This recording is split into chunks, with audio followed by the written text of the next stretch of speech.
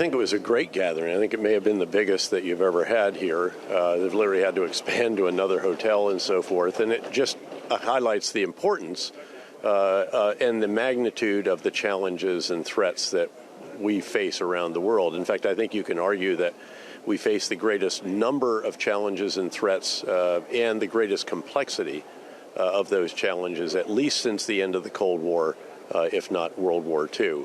But most prominent, I think, in part because it's the most pressing threat in Europe, is the war in Ukraine. And you had that punctuated, obviously, in a tragic fashion by the death of Navalny. And his wife actually here and went on stage right after that was shared with the audience, in which you could hear a gasp. So it was a stark reminder of the brutality of the Russian Federation, its leader, and again, it underscored the importance of doing everything that we can to provide support to Ukraine so that they can achieve their objectives, and that there is not a rationing of artillery or dwindling stock of air and ballistic missile defense interceptors.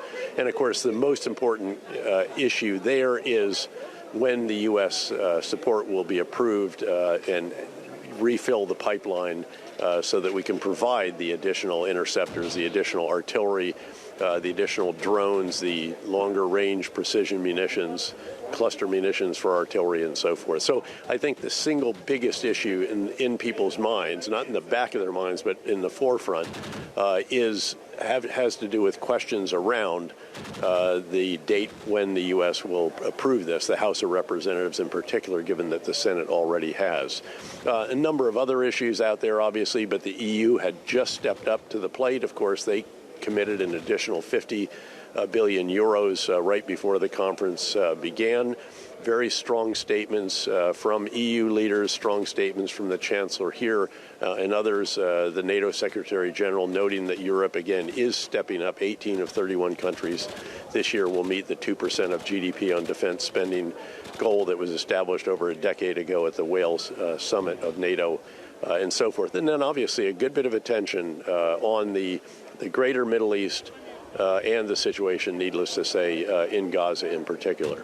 There was definitely a strong contingent of congressmen and senators as well compared to previous years. Now, elections coming in November, you have two front-running candidates with two very different views on separate conflicts.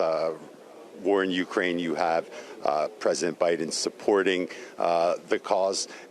When you look at Donald Trump, he does not want to see more funding. He says he can end the war. When you look at Iran, two different policies, Trump maximum pressure, Biden more diplomacy.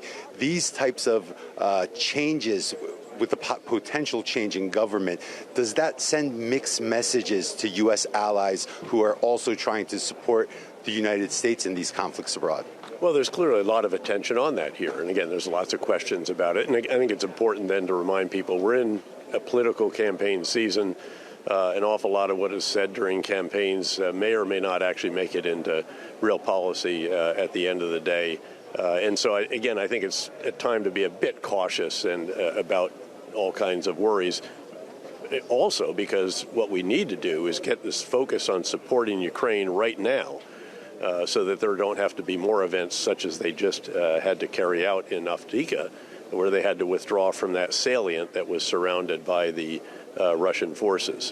They need urgently what it is I described earlier. That should be the focus. The election's not until November. The next president doesn't take office until mid-January. So let's stay focused on that. Let's not get too riveted on what candidates are saying on the campaign trail, tuning it to different of their audiences.